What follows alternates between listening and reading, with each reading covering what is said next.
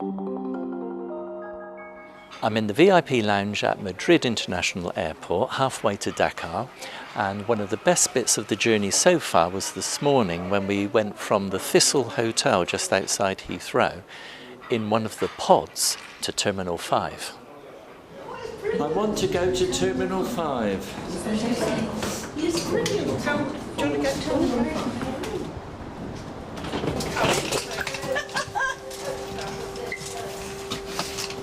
I wonder which is the front. Hey? I wonder which is the front. Ready to go. Press start. Let's You're start. going to Terminal 5. Start. There's another pod just arrived.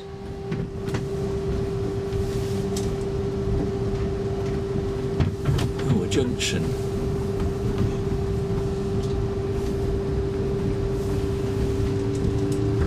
I've been on a monorail, isn't it? Hey? It's like a roller coaster, except it isn't, thank God.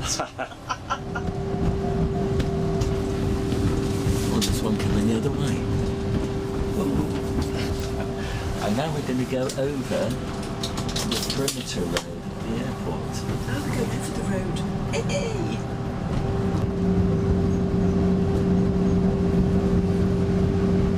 Don't forget, you'll be boarded at Pod Parking Station B. We are nearly at your station in Terminal 5. We have to take the lift to Terminal 5.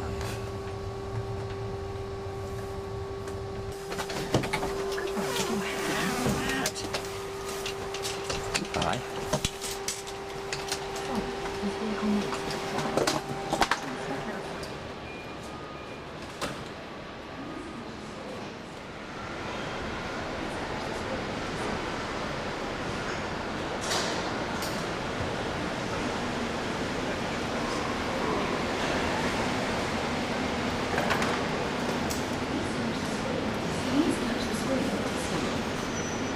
Oh, that was brilliant, wasn't it? That's the Doctor Who experience, wasn't it? It was like Doctor Who.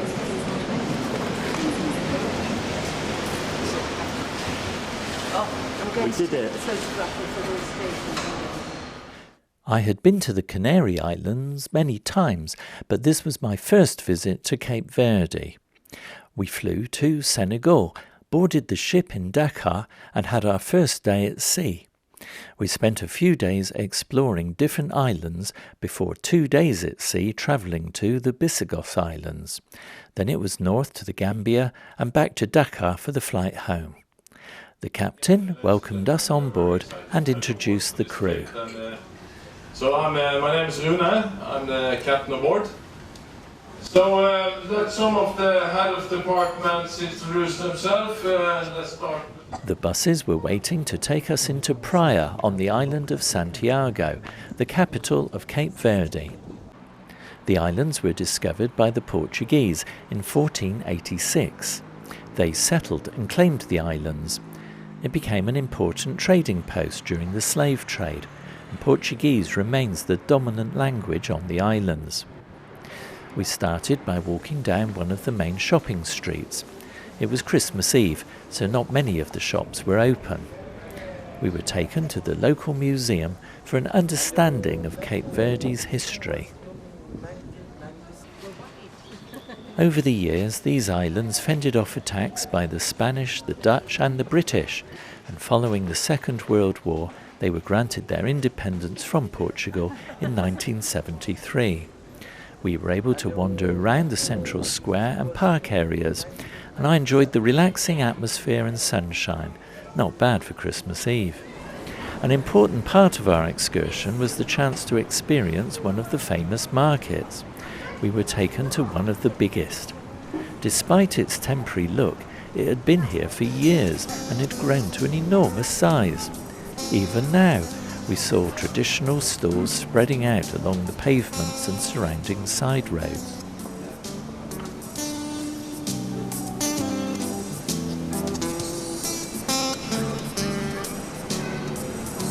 Many stalls offered cheap Chinese products. The primitive environment of the market contrasted with the more sophisticated atmosphere of the city centre. I saw modern apartment blocks, dual carriageways and traffic jams. We headed back to the ship for a meal and relaxing end to Christmas Eve. Cheers, everybody.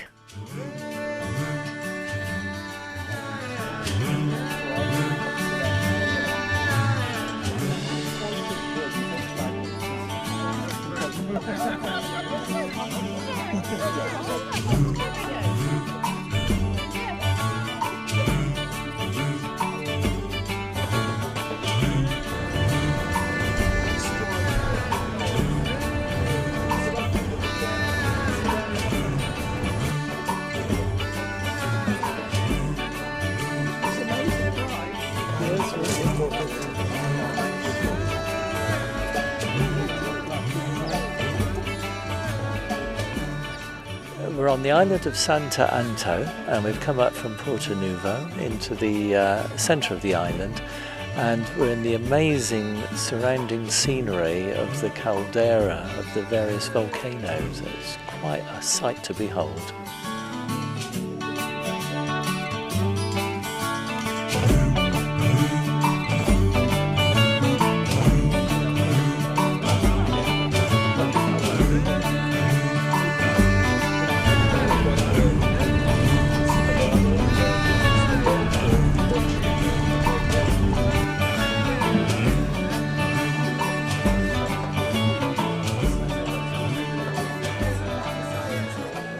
And this is punch.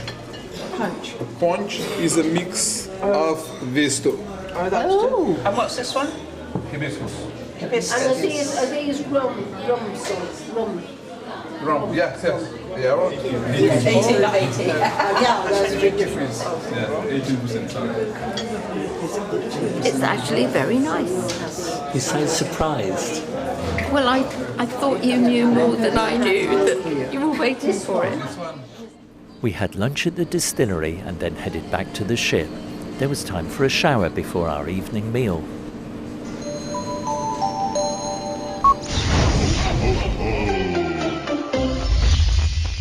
Merry Christmas, everybody, and a healthy and happy, prosperous New Year. Good luck. Happy Christmas, everyone. Welcome to Cape Verde, Christmas 2023. Lovely to be in such company. Happy Christmas, everyone, and Happy New Year, and bottoms up. Merry Christmas and a Happy New Year, and thanks for joining me on this Christmas cruise. Hello everybody, Merry Christmas, Happy New Year and a healthy New Year as well.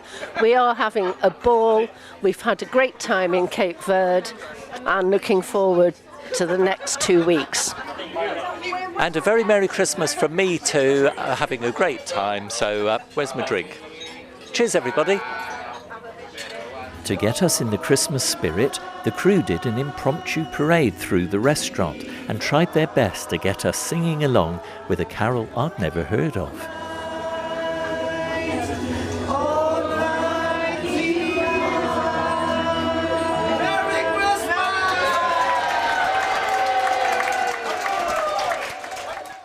Most of us had signed up for the Chao das Calheiras volcano tour.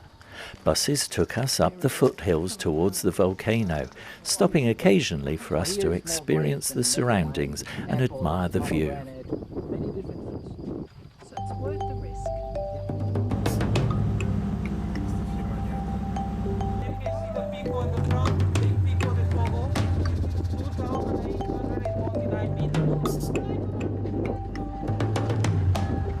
This one is a traditional house.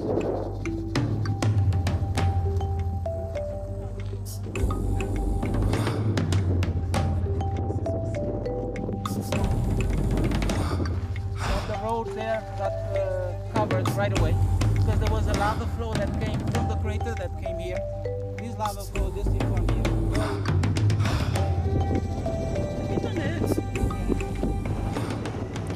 We went further into the caldera to see the remains of the village that was enveloped by the lava flow from the 2014 eruption. To my amazement, the village was being rebuilt on top of the new lava. Was that a good idea?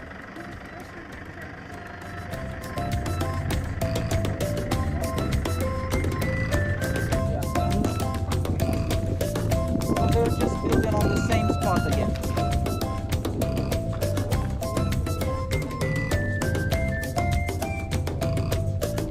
We had lunch in one of the Caldera restaurants before returning to the harbour. We took the Zodiac boats back to the ship. It had been a fascinating day out. It all felt like a real adventure. I had seen the best bits of Fogo Island, the land of fire. I love volcanoes.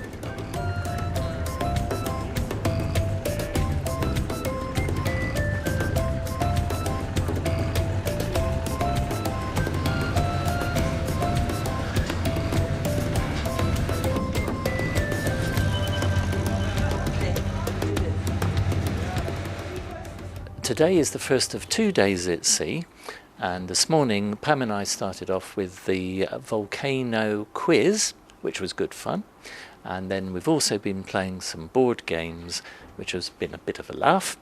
And another main feature today was we were all able to go along and have a look at the Captain's Bridge. Well, welcome to the bridge. As you can see, we got the best view in the house, arguably also the best coffee. But only for navigators, yeah? So right now it's a lot more modern, so as you can see, we are using electronic navigation chart now, so we don't use paper chart. This is, like I said, there's no rudder, so we use this, it's called steer prop, so we steer the ship with this with our propellers. And of course we got that one over there. This gives us the angle of the propeller, how fast are we turning, where we are turning, wind direction, wind speed, also we have temperature, barometric pressure. And also we got an echo sounder, that one over there. Right now it's pretty deep, we have 4,000 meters depth of the water, so that's why our echo sounder is not really giving us an accurate data. Just about to go into my cabin. I was moved from a larger cabin, which was on the same floor, but it didn't have a window. And I have now been moved to this cabin, which is much smaller, but it has got a window. And so I prefer it, even though it's a bit cramped. So here we go.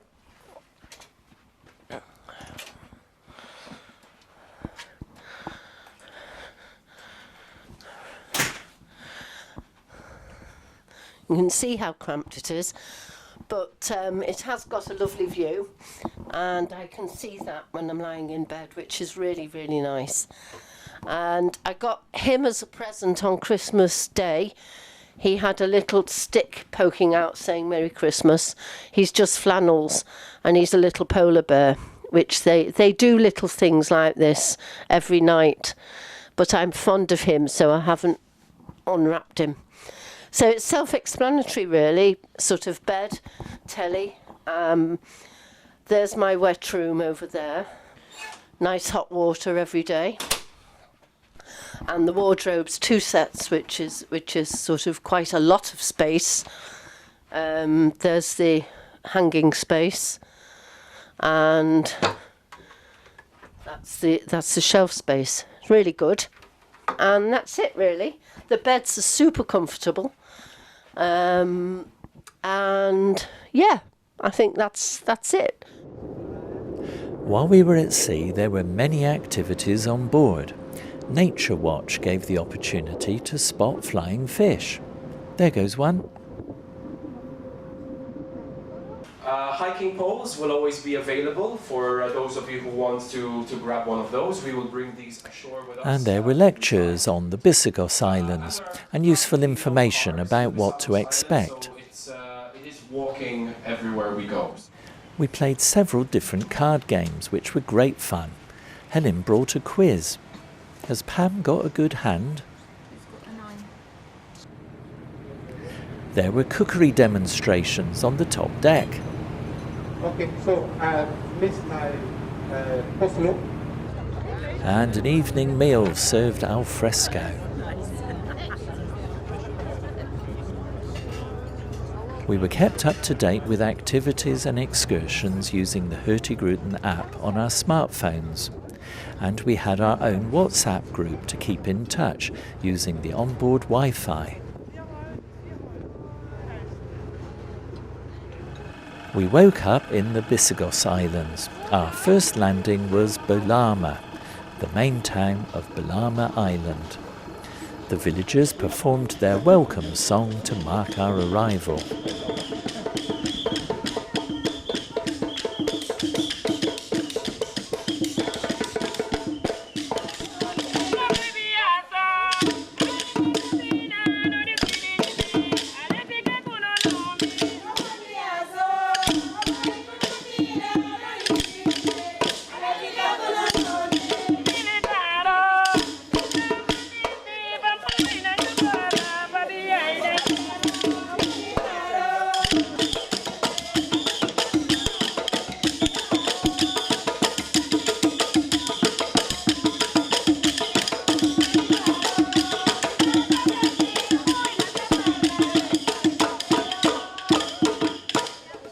We set off to explore the town.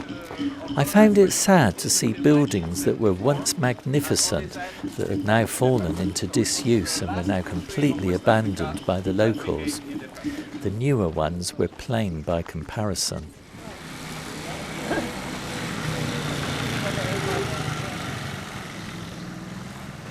And those buildings, we cannot go inside for safety reasons. There are 3 risks. The first one is, of course, that it's not very stable. That's a serious risk.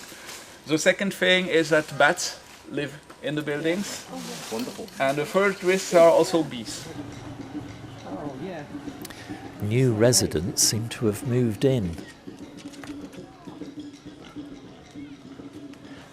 The modern world wasn't far away.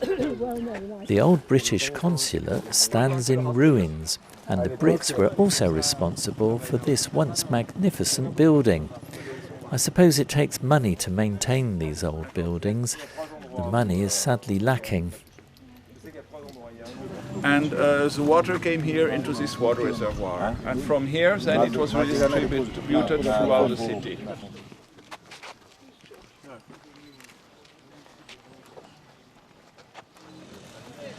A wonderful day of exploring a completely different world. Back to our comfortable home on board for an evening meal, lecture and overnight sailing. Another day, another island.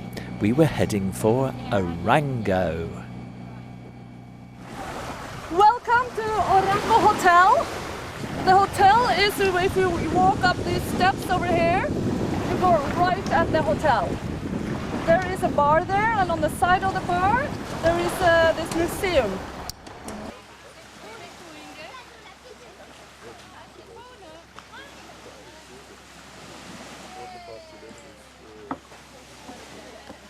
Some of the group have gone to see the birds on a bird walk, and I've come up to the hotel to see the museum, which is here.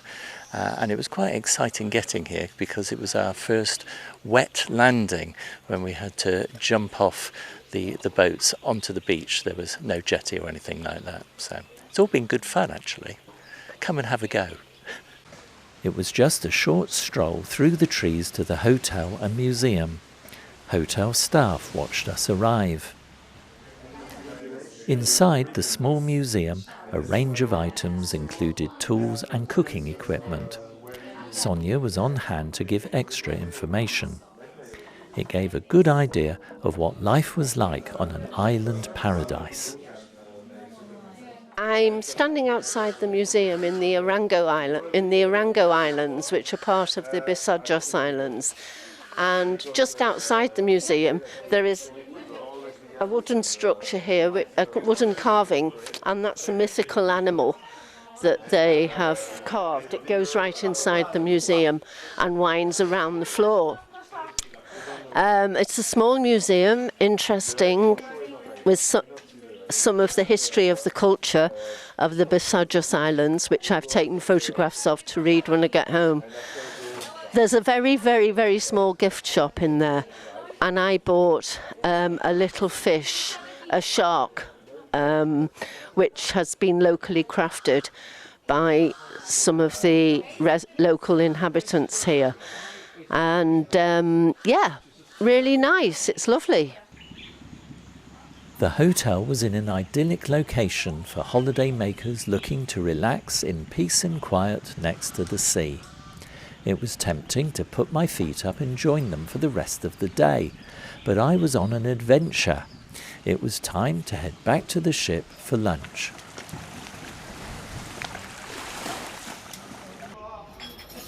I was having 3 buffet meals a day, so I was sure to put on weight. Back to the island for an afternoon hike. I'm surprised how many they get on these little zodiacs. So everybody for the first lagoon, please, over here. Today I've come on a 2-kilometre walk to the lagoon, and here we are at the lagoon now, and it's sometimes where you can see a hippopotamus or a crocodile, but they don't seem to be here, so perhaps they've all gone on their holidays. My group turned around here and returned to the beach. The more adventurous ones carried on a further 2 kilometres and discovered the hippos. Just my luck. Back to the ship and an interesting night. It's about 2 o'clock in the morning. You could hear the engines, then all of a sudden it died. No noise, lights went out, the emergency generators came on, and the vessel put down an anchor, and for 4 hours it didn't move. Then the engines came on, but they didn't put power onto the motors. What they were doing, just ticking over. And in the morning, the captain came on and basically said, oh, it was we're all safe all the time. We were anchored well away from any land. I found the captain's assurance a little bit too loose and goose. I think it would have been better to have got the chief engineer to explain what was going on. What the captain was talking about, technically speaking, about the fault, left me completely cold. I didn't understand a word. However, the visuals more than made up for it when I discovered that he'd left his flies undone. After that, it didn't matter what he said. The ship didn't drop anchor until late morning due to the overnight breakdown, so we were late arriving at the island of Caravela and made straight for the village of Antao. Oh, wow. Is that a... Oh, that's a bee eater right in front of us. Is that a bee eater? Wait for it to be eater. No, no. Yeah, wait for it to be eater. Just on this branch, right in front of us. Careful not to fall behind. Our delayed arrival at Antao meant the villagers were eagerly waiting to perform, and some had already started.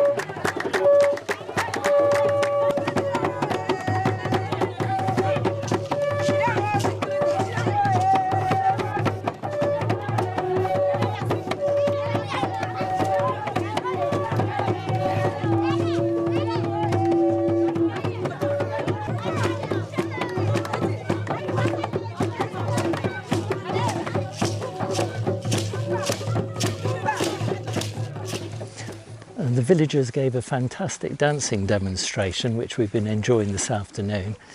And now we're heading back to the shore to get the Zodiac boats back to the ship. But it is New Year's Eve, and I think that might have started the evening off in party style. A few more yet to go, I'm sure.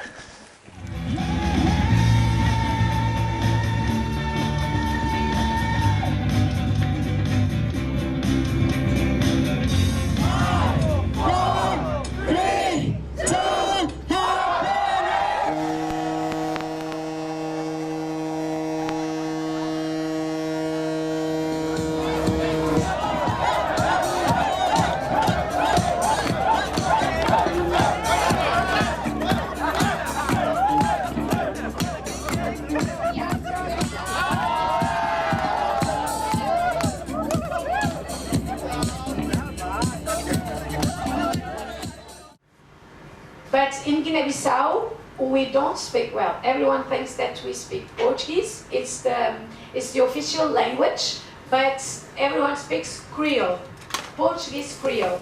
It was New Year's Day, and we would be visiting 2 islands one after the other without our usual lunch break back on the ship.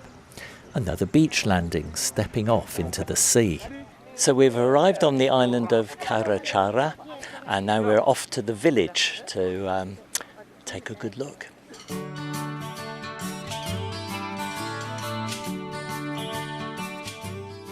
This village seemed quieter and more relaxed. A demonstration had been arranged to show the process used to turn palm seeds into palm oil. The work was shared by the village men and women. And then they have to take one by one. If you want to touch it, it's very... And you take one by one.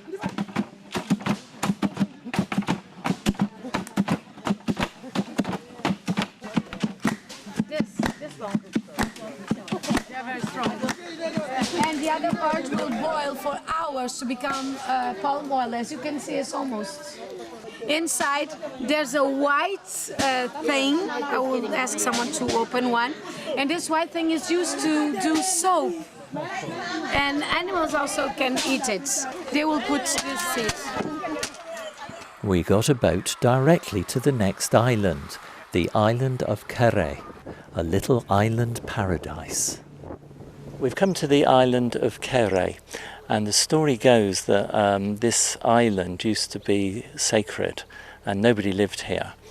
And a young man came over and started camping on the island, and they didn't want him to do that, so they took him away to the elder in one of the villages, who decided that there should be a sacrifice of a chicken made, and they would ask the spirits what to do. So they cut the head off the chicken, and the body stood up and ran over to the man. And they thought this was a sign from the spirits that maybe the island should be his. So they drew up a contract for 99 years saying that the island was his. So he came to live on the island, and he's made a 16-bedroom hotel, and it's the only thing on the island, a small island. What an idyllic paradise. We went in the hotel bar for drinks and lunch. It turns out that our guide Sonia lives here, and her husband is the young man that built the hotel. The staff place, house, and this is a customer house, the clients. So it's a lodge. We work like a lodge. Okay. We had a relaxing buffet lunch at the hotel and time to explore the tiny island. Canoeing was available for the more adventurous, and it was safe to go swimming from the beach.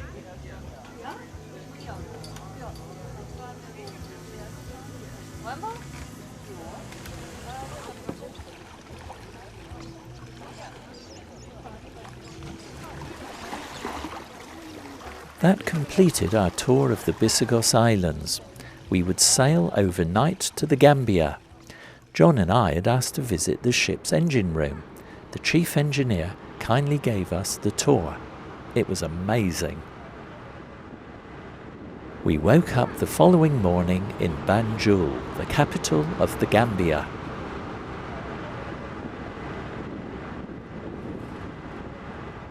Our sightseeing tour started with a visit to see the crocodiles. I was astonished to see the crocodiles were free to wander about amongst the tourists. We were invited to touch the crocodiles. I didn't think this was a good idea. I said also, don't walk too close to the head of the crocodile. Some visitors were encouraged to pose for photos with the crocodiles. I'm not sure my travel insurance would cover this sort of activity. Get closer there. Usman will give us information about how he does his work. Our next visit was to a cloth factory where they used the batik dyeing technique. The factory seemed more like a market stall, but had been here for years and was passed down by the family to the current generation.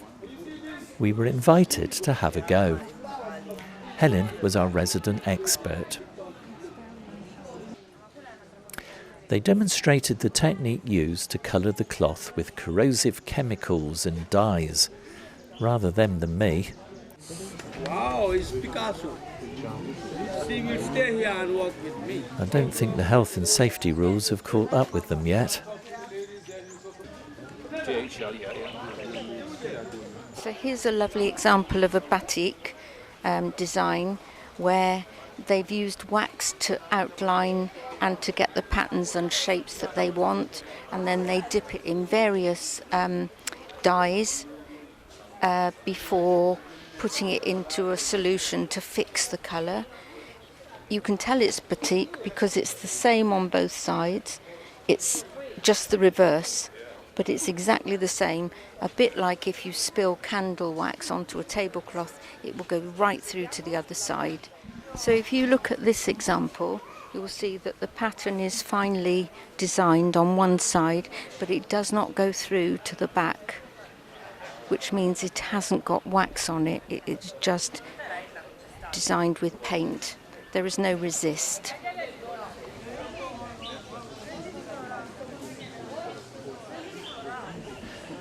Our day out in Banjul continued with an obligatory visit to a large market, all very different and interesting.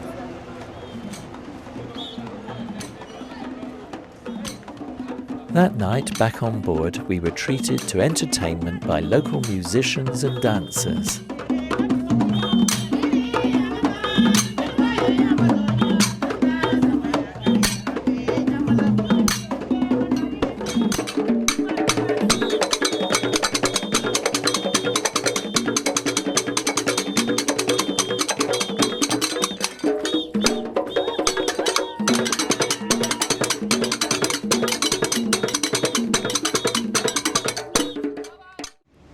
It was our last day, just enough time for a quick once around the highlights of Dakar before our flight home.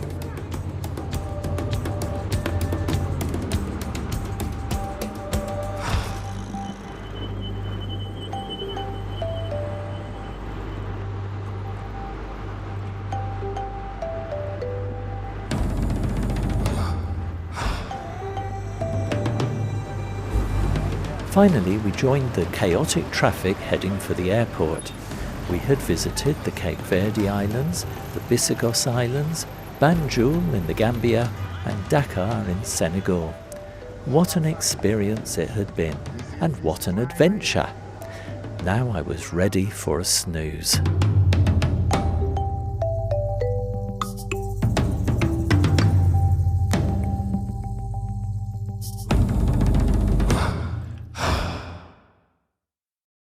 Thank you.